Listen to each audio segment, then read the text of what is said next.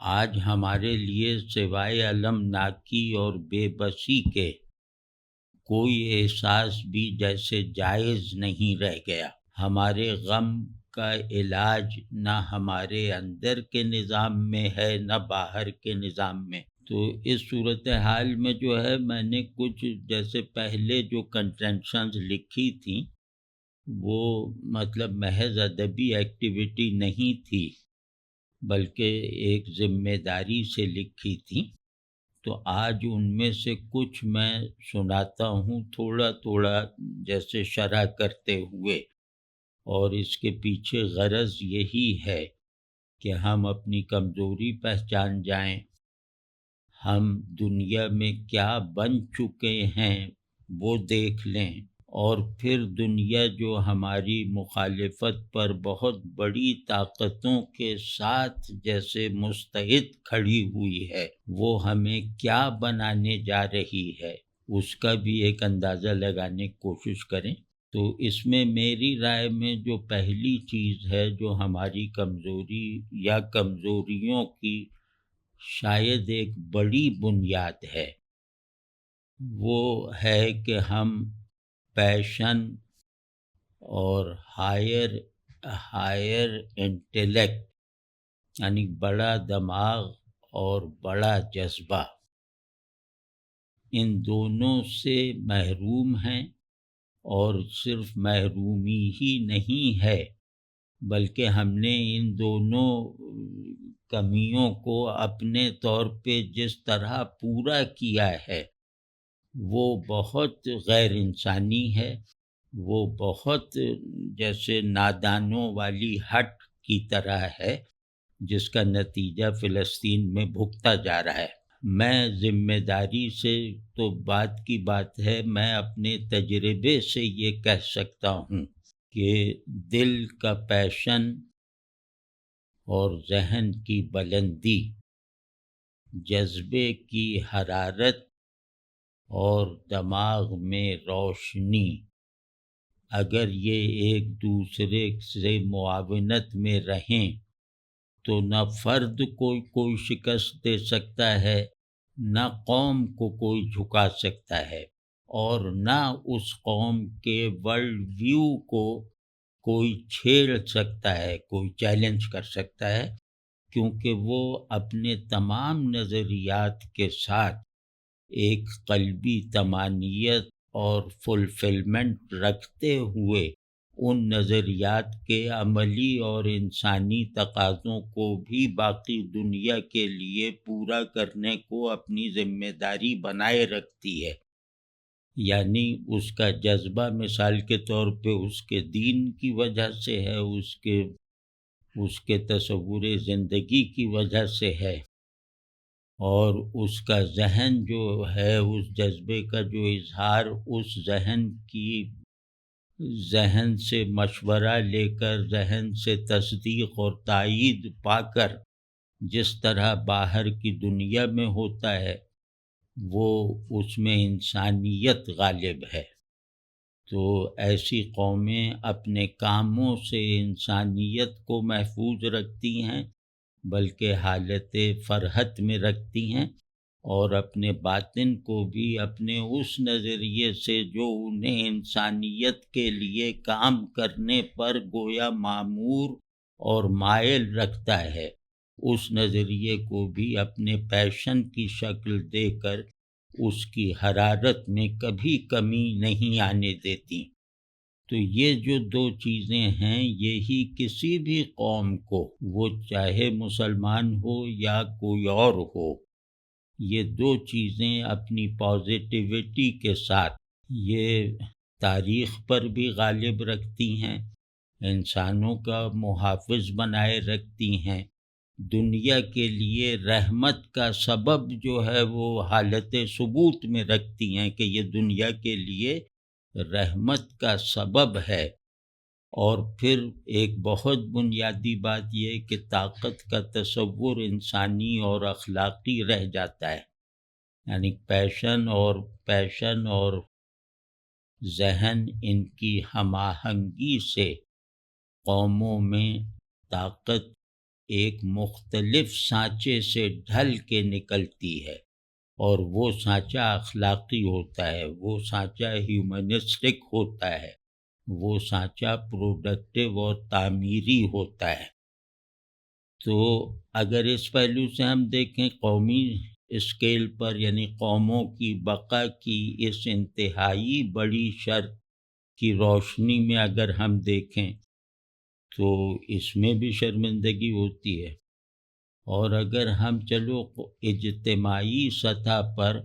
بعض بڑی قدریں، بعض بڑے اصول ہستی وہ اظہار میں نہ آ رہے ہوں، تو پھر بھی اس اجتماعیت کے کچھ افراد میں وہ جیسے نمونے کے طور پر موجود رہتے ہیں۔ یعنی زوال کی ایسی قسم کبھی کبھار آتی ہے جہاں اس سے مزاحمت کر سکنے والی شخصیتیں موجود نہ رہ جائیں۔ تو اس پہلو سے بھی دیکھیں کہ بھئی مسلمانوں کی جو وحدت اجتماعی اور اس انسانی دنیا میں مسلمانوں کا پروڈکٹیو کردار اپنی اجتماعی شناخت کے ساتھ اگر دکھائی نہیں دے رہا تو چلو وہ بھی ہو جائے گا، بشرطے کہ ان میں کچھ افراد ایسے پائے جاتے ہوں مختلف معاشروں، مختلف ریاستوں میں، کہ جن کو دیکھ کر اتنی امید بندھ جائے کہ وہ پیشن اور وہ نظریہ، ایک دماغ کی بیداری اور دل کی سرشاری کے دائرے میں نمو کی حالت میں محفوظ رہنے والا ورلڈ ویو ابھی کچھ شخصیتوں، کچھ ہستیوں میں موجود ہے، قابل تصدیق حد تک موجود ہے، تو وہ بھی دکھائی نہیں دیتا۔ مطلب اس میں جیسے یہ جو کنٹینشن، یہ فقرہ جو سنانے جا رہا ہوں وہ اس پس منظر میں ہے کہ اب فقرہ یہ ہے کہ دل کی آگ بجھ جائے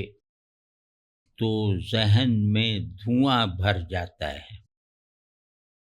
تو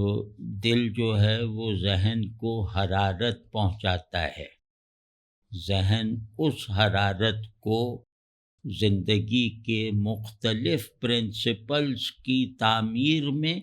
یا ان پرنسپلز کی بیداری اور زندگی میں صرف کر کے انہیں قابل عمل بناتا ہے، بلکہ انہیں عمل میں رکھتا ہے۔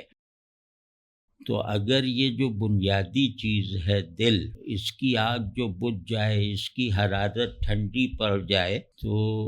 اس بجھتی ہوئی آگ کا دھواں بھی دماغ میں پہنچتا ہے۔ جس طرح اس آگ کی حرارت دماغ وصول کرتا تھا، حالت زوال پیدا ہو جائے تو پھر اسی آگ کا دھواں دماغ میں بھر کر رہتا ہے، یعنی بھرتا ضرور ہے۔ تو اس وقت مطلب بہت زیادہ اپنی طرفداری کرتے ہوئے بھی دیکھا جائے تو ہماری صورتحال اس کی تصویر ہے کہ بجھی عشق کی آگ اندھیر ہے، مسلمان نہیں راکھ کا ڈھیر ہے۔ تو وہ جن لوگوں نے یہ آگ مصنوعی طریقے سے بھڑکائی، یعنی دل کی آگ محبت سے روشن ہوتی ہے، دل کی آگ اپنے آپ کو نثار کرتے رہنے والے جذبے کو تپش دیتی ہے، اسے حرارت فراہم کرتی ہے۔ تو لیکن اگر یہ آگ بجھ جائے جو مجھے خود کو جیسے سرگرم رکھتی ہے اس کے لیے، تو وہ اس نسبت سے روشن آگ اگر بجھ جائے تو اس کی جگہ جو مصنوعی الاؤ لگایا جاتا ہے وہ پھر دل کو بھی جلا کے راکھ کر دیتا ہے اور دماغ کو بھی نذر آتش کر دیتا ہے، جیسا کہ فلسطین میں ہوا، تو یہ جیسے پوری امت کا مزاج بن گیا ہے کہ ہر اس عمل کی تائید میں جذباتی ہونا جس عمل کا تخریبی نتیجہ سب سے پہلے خود کو بھگتنا ہے، یعنی یہ اپنے ایک خودکشی کے اقدام پر آمادہ ایک بڑی تعداد مسلمانوں کی، جو غالباً اکثریت میں ہے عالم اسلام میں، وہ ہر تخریبی کارروائی نفرت کے انسانی حدود سے متجاوز کر جانے والے اظہار کی حامی ہے، اور نفرت انہیں یہ دیکھنے کے لائق نہیں چھوڑتی، کیونکہ یہ مصنوعی آگ ہے، یہ آگ کیمیکل سے بھڑکائی گئی ہے، تو انہیں یہ دیکھنے کے لائق نہیں چھوڑتی کہ اس کا نتیجہ کیا نکلے گا۔ تو دل کی جو حقیقی آگ ہے اس کا نتیجہ اس کے تجربے میں رہتا ہے، اور اس کے لیے تسلی دینے والا، اطمینان بخشنے والا ہوتا ہے، لیکن ہم نے اسے چھوڑ کر جو شعلے بھڑکائے وہ ہم دیکھ سکتے ہیں کہ، اور نہ صرف یہ کہ وہ چاہے بھڑکانے والے 10 آدمی ہوں، لیکن اس کو پھونکنے والے، اس کو مطلب دھونکنی سے پھونکنے والے، اس آگ کو بڑھانے کی کوشش میں پوری طاقت سے لگ جانے والے تماشبین، وہ ہمیں کہیں اور دیکھنے کی ضرورت نہیں ہے، وہ سب ہمارے اندر ہیں، اور ہم ان کی اکثریت کی وجہ سے اجنبی ہیں۔ تو دل کی آگ کی ناقدری ہو گئی، ذہن کی روشنی کو پامال کر دیا گیا، اور پھر یہ دونوں جرائم جو ہیں وہ جیسے امر الہی سمجھ کر انجام دیے گئے، اور یہ دونوں جو یوں کہنا چاہیے کہ اللہ اور اللہ کے رسول صلی اللہ علیہ وسلم سے عدم مناسبت کو آخری درجے تک ثابت کرنے والی نفسیات، اب ہم اسے مذہبی سمجھنے کے عادی ہو گئے، ان اعمال کو دینی سمجھنے نہیں بلکہ دینی منوانے کی کوششیں کرتے رہتے ہیں، جو اعمال بندگی کی روح کے خلاف ہیں، یعنی جن اعمال کا ارتکاب آدمی کے لیے جیسے بندگی سے محرومی کا ثبوت بن جاتا ہے۔ تو وہ بہرحال ہمارا اس وقت یہی حال ہے، دماغ میں دھواں بھرا ہوا ہے، کیونکہ دل کی وہ آگ بجھ گئی ہے جس کا شجرہ آتش طور سے ملتا تھا، اب یہ آگ جو ہے وہ کسی اپنے ہی ایجاد کردہ کیمیکل سے بھڑکائی گئی ہے۔ اسی طرح کا دوسرا ایک ہے کہ کیا منظر ہے، آنکھیں کھولو اللہ کے لیے اور دیکھو یہ منظر صاف دکھائی دے رہا ہے کہ کیا منظر ہے، یہاں آگ کی نیلامی ہو رہی ہے اور وہاں دھوئیں پر بولی لگائی جا رہی ہے۔ ذرا فوکس کریں جہاں آگ لگی ہوئی ہے، اور وہ آگ جو ہے اس نے بچوں کو بھی لپیٹ میں لیا ہوا ہے، بلکہ بچے بوڑھے اس کا ایندھن بنائے جا رہے ہیں، تو وہ آگ جو ہے وہ نیلام ہو رہی ہے، مطلب عرب میں وہ آگ نیلام ہو رہی ہے، یعنی خرید لو ہم سے آگ لگانے کی یہ طاقت، خرید لو ہم سے اسی طرح کی آگ لگانے کی قوت،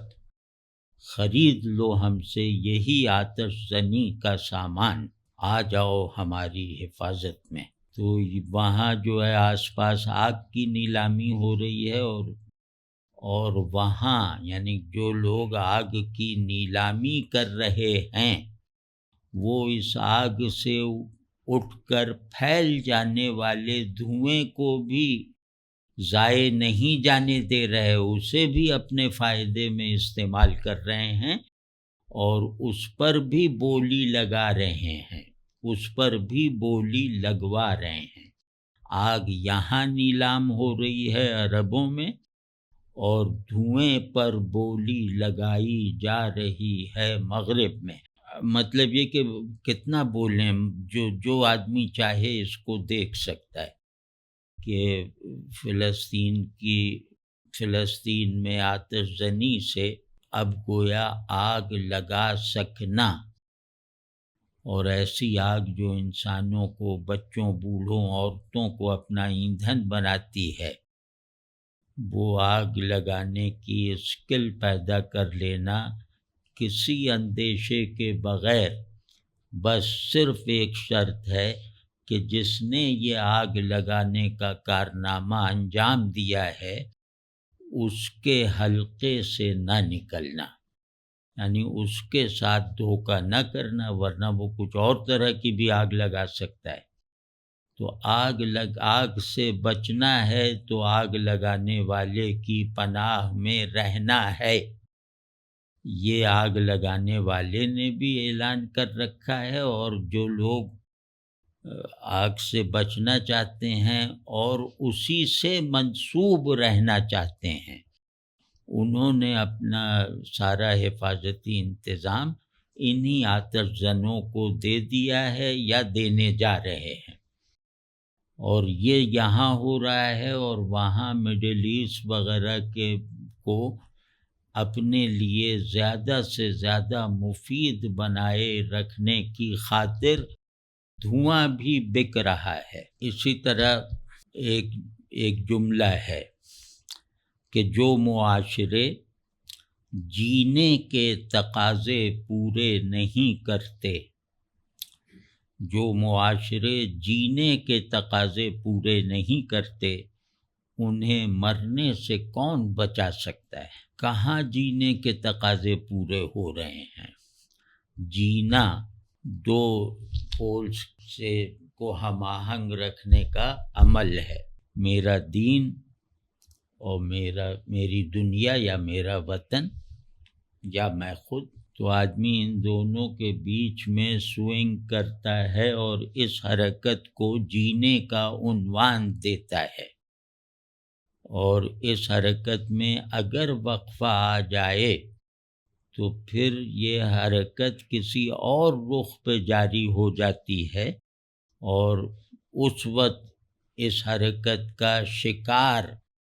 یہ سمجھتا ہے کہ یہ جو نئی طرح کا جینا ہے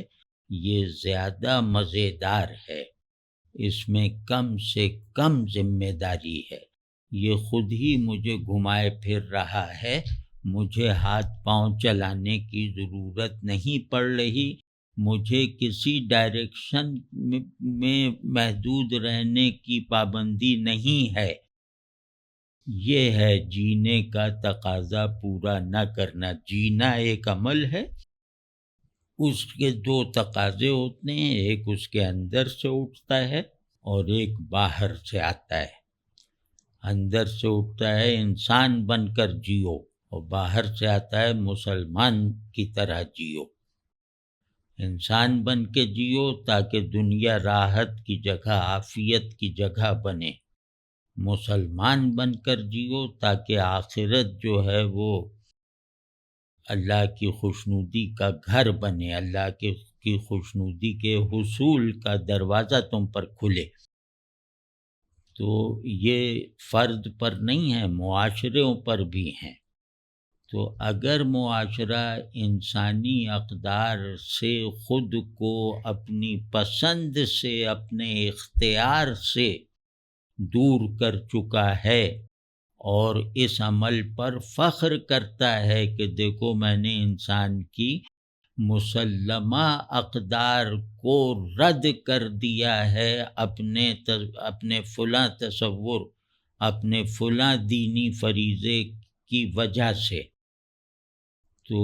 اس کا مطلب یہ ہے کہ جو انسانیت کی تردید کروا دے گا معاشرت کی سطح پر، وہ نظریہ سننے کے لائق نہیں ہے تو دیکھنے کی نوبت تو بعد میں آئے گی، پرکھنے کی صورت تو بعد میں پیدا ہوگی۔ تو اسلام کو زیادہ سے زیادہ ڈراؤنا، زیادہ سے زیادہ پسماندہ بنا کر پیش کرتے رہنے کی روش، اس نے گویا ہمیں انسانوں کی طرح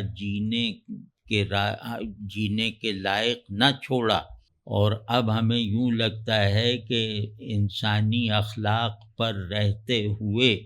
اپنی فطرت خداداد میں رکھے ہوئے جوہر خیر کو جو ہے وہ زندہ رکھتے ہوئے، اور اس زندگی سے باہر اس کی زندگی سے باہر کی دنیا کو بھی سیراب کرتے ہوئے جینا، یہ گویا غفلت کا جینا ہے، یہ گویا معصیت میں زندگی بسر کرنا ہے۔ تم نے کس کو مارا؟ تم نے اپنے کتنے مروائے؟ اس پیراڈائم سے ہٹ کر ہم زندگی گزارنے اور زندگی کو مذہبی اطمینان کے ساتھ گزارنے کا کوئی تصور ہی نہیں رکھتے یا نہیں رکھنے دیتے۔ تو یہ بہت خوفناک صورتحال ہے۔ اس کے نتیجے میں یہ کہ ہمارا انسان ہونا جس آزادی کا طالب ہے، وہ آزادی غلامی میں بدل جاتی ہے، وہ آزادی ہماری گرفت سے باہر چلی جاتی ہے، اور ہمیں جس پابندی کو قبول کرنا ہے، اس پابندی کو قبول کرنے کا راستہ نہیں چھوڑا جاتا، اس پابندی میں ملاوٹیں کر دی جاتی ہیں۔ تو مجھے پابند رہنا ہے اپنے دین کا، مجھے آزاد رہنا ہے اپنے دین سے کی بتائی ہوئی فطرت اخلاقی کے مطابق۔ تو یہ سب ماحول کہاں ہے؟ یہ سب تصورات کہاں ہیں؟ مطلب ڈر لگتا ہے یہ کہتے ہوئے کہ یہ تصورات اب تحریری صورت میں بھی، اب تعلیمی حیت میں بھی یہ ہمارے یہاں سے غائب ہو چکے ہیں، اور جتنا کہیں اکا دکا جگہوں پہ نمودار ہیں تو وہ بھی ٹوٹے پھوٹے ہیں، ان میں توڑ پھوڑ بہت ہو چکی ہے، اور اس طرح آزادی اور بندگی کے توازن کے ساتھ زندگی گزارنے کا نہ کوئی ماحول رہ گیا ہے، نہ تصور رہ گیا ہے، اور نہ اس میں اگر یہ خواہش ہم میں پیدا بھی ہو جائے تو اس خواہش کی تکمیل کا ادنیٰ درجے پر بھی سازگار ماحول باقی بچا ہے۔ تو یہ سب کسی نے باہر سے آ کے نہیں کیا ہے، یہ سب ہم نے اپنے حق، اپنے لیے ہم نے چوز کیا ہے، یعنی ہمیں کسی نے مجبور نہیں کیا، ہم نے یہ تمام حالتیں جو ہیں وہ ہنسی خوشی قبول کی ہیں، اور اب بھی اس عذاب سے نکلنے کے لیے ہمارے اندر کوئی ایسی ارج نہیں پائی جاتی جو قومی زندگی میں کسی بڑے انقلاب کا پیش خیمہ بنتی ہے،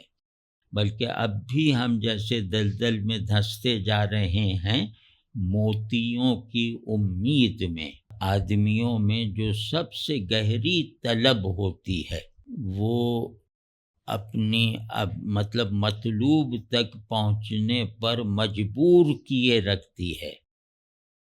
اور جو بھی میری طلب ہوگی وہی اتنا ہی میرا دین ہوگا، اتنی ہی میری دنیا رہے گی، اتنی ہی میری انفرادی اور اجتماعی شخصیت رہ جائے گی۔ تو یہ میری یعنی میری سے مراد یہ کہ ایک آرکیٹائپل طلب ہوتی ہے جو قوم اور اس قوم کے ہر فرد میں گویا راسخ ہوتی ہے، اس کے لاشعور میں مرکزی حیثیت سے متحرک رہتی ہے۔ وہ طلب بتاتی ہے کہ یہ قوم کس درجے پر ہے، اس قوم کی اجتماعی نفسیات کا تجزیہ کن پہلوؤں سے کیا جائے گا اور ان کے کیا نتائج نکلیں گے۔ یہ سارا کچھ جیسے قومیں اسکین ہو جاتی ہیں اس ایک شرط پر کہ تمہارا مطلوب کیا ہے۔ تو اس طلب کو، جیسے یہ جو میں قول سنانے جا رہا ہوں، اس میں پیاس سے تعبیر کیا ہے، یعنی طلب کی شدت جو ہے اس کے لیے مناسب ترین تشبیہ پیاس ہے، سخت پیاس۔ دنیا ہمارے لیے تپتا ہوا صحرا بنی ہوئی ہے، ہمیں شدید ترین پیاس لگی ہوئی ہے، لیکن ہم نے اپنی وہ پیاس شرابوں کے پاس گروی رکھوا رکھی ہے۔ یعنی پہلے فقرہ پڑھ دوں کہ ہماری پیاس بھی شرابوں کے پاس رہن رکھی ہے، یعنی ہماری قومی طلب، آفیشل طلب، آرکیٹائپل طلب اور پیاس جو پوری نہ ہو سکنے میں بھی مثبت نتائج پیدا کرتی چلی جاتی ہے، جس کا پورا نہ ہو سکنا آسمان کی طرف حرکت پیدا کرتا ہے زمینی وجود میں۔ تو ایسی پیاس یہ ہم نے شرابوں کے پاس گروی رکھوا رکھی ہے، رہن رکھی ہوئی ہے، ان شرابوں سے شراب جیسا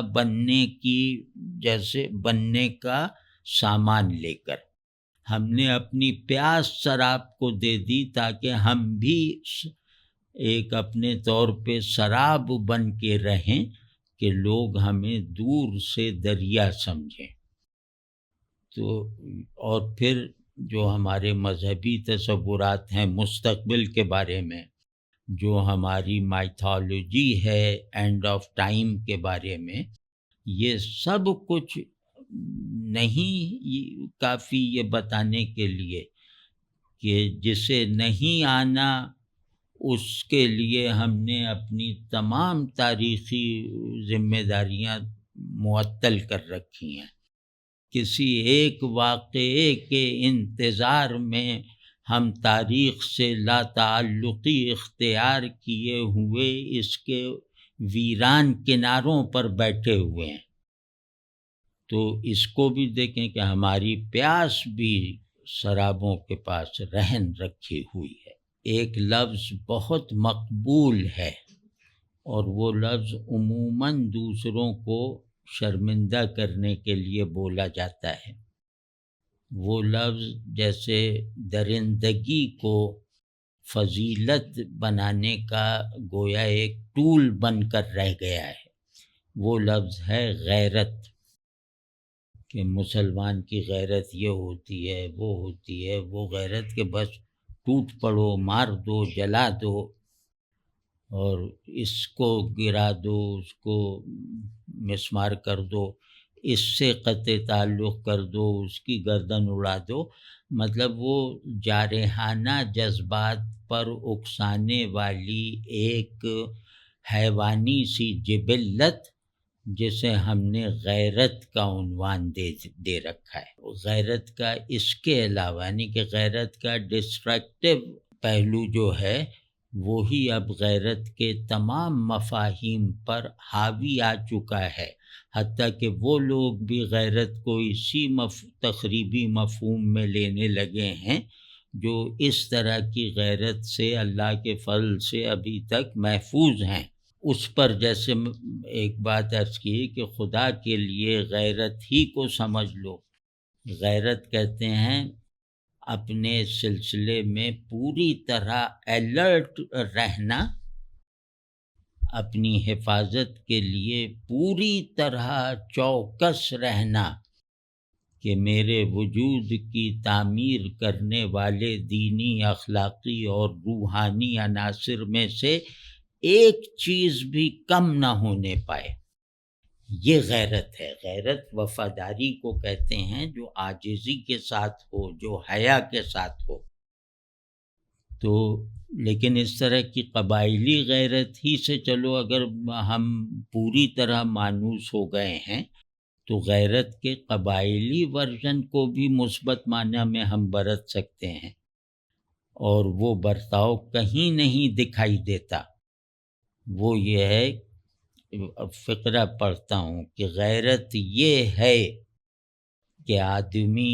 مظلوم کے ساتھ کھڑا ہو جائے۔ اگر اتنی غیرت ہوتی عالم اسلام میں تو آج یہ نہ ہو رہا ہوتا۔ وہ یہ والی جو غیرت ہے، مظلوم کی نصرت پر خطرات در خطرات مول لے کر بھی کمر بستہ رہنا، مظلوم کی مدد کے سفر کو آگ برسنے کی صورت میں بھی مت روکنا، یہ غیرت ہوتی ہے۔ اس غیرت کے اور یہ قبائلی معنی میں بھی ہوتی اگر یہ غیرت، تو آج یہ صورتحال نہ پیش آتی جو مڈل ایسٹ میں دکھائی دے رہی ہے۔ تو اب مشکل یہ ہے کہ ہم مظلوم کو کمزور سمجھنے کے عادی ہیں، اور اس کی کمزوری کو گویا اس کی کمزوری کو اپنے لیے ایک بہانہ بنا لیتے ہیں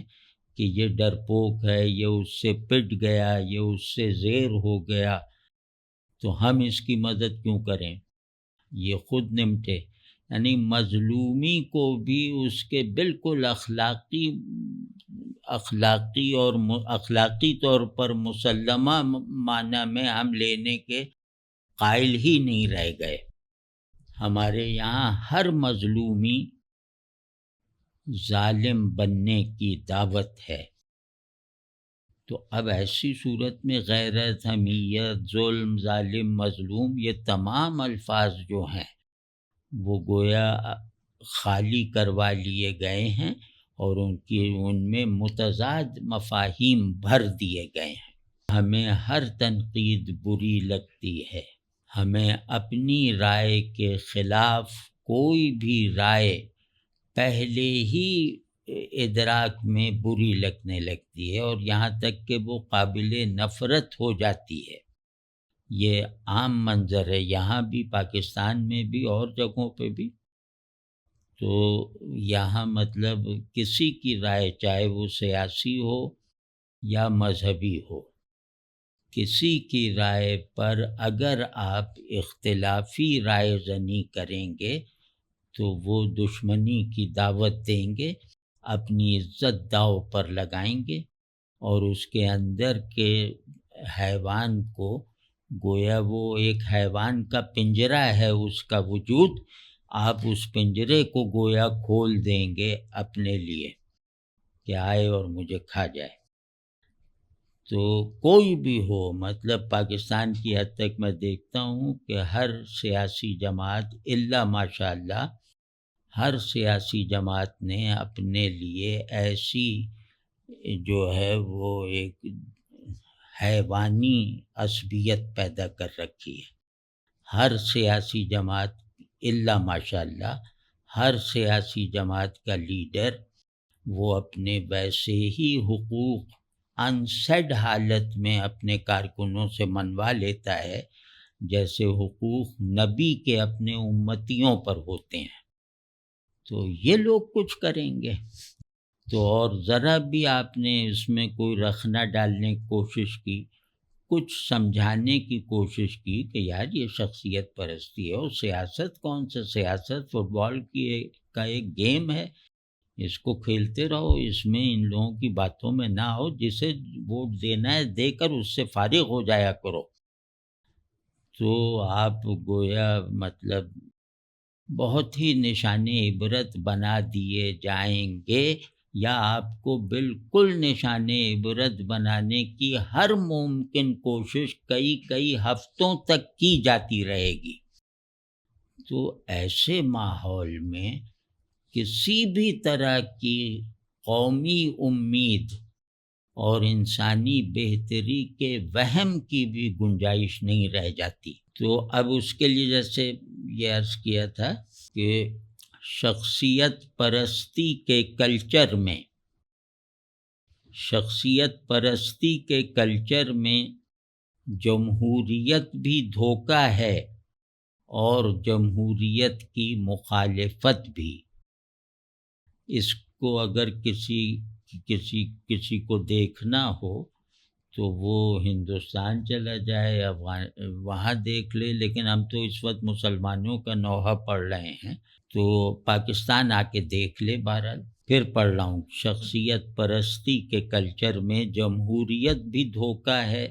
اور جمہوریت کی مخالفت بھی۔ اس کو سمجھو، بہت زیادہ مجھے بے عزت ہونے کا اب شوق نہیں ہے، اس کو سمجھو۔ تو اور یہ ہماری بنیادوں میں ہے، یعنی کہ تحریک پاکستان شخصیت پرستی کے ماحول میں چلی ہے، اور پھر پاکستان کا سارا سیاسی، سماجی، مذہبی نظام بھی اسی شخصیت پرستی کے بیج سے اگنے والے مختلف درختوں کی طرح ہیں۔ یعنی ہم نے کچھ ہیروز ہمیں ہر دور میں چاہیے ہوتے ہیں، اور وہ ہیرو بھی جیسے وہ ہیروز کی ایک کھیپ چاہیے ہوتی ہے۔ چلو کوئی قومی درجے پہ ہیرو بن جائے، مرتے دم تک اسے ہیرو بنائے رکھو، لیکن یہاں تو ہر 10 آدمی کو اپنا ایک ہیرو چاہیے۔ ہر جماعت کا لیڈر وہ قومی ہیرو بننے پر مصر ہے۔ تو اب اس میں تو ایک عجیب طرح کی ہے کہ مطلب خداؤں کا ایک دعوائے خدائی کی گونج میں اب ایک سیدھا سادہ آدمی کہاں جائے؟ کب تک کان بند کیے رکھے؟ کب تک آنکھیں نیچی کیے رکھے؟ یہ ماحول ہے، اور بخدا پاکستان کا یہ ماحول اب مزید بگڑتا جا رہا ہے،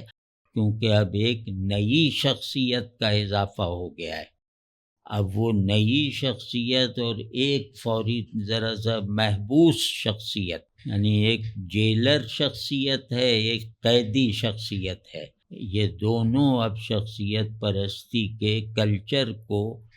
آخری حد تک لے جا کر عوام کا جو ہے، عوام کی قسمت کا فیصلہ کریں گے۔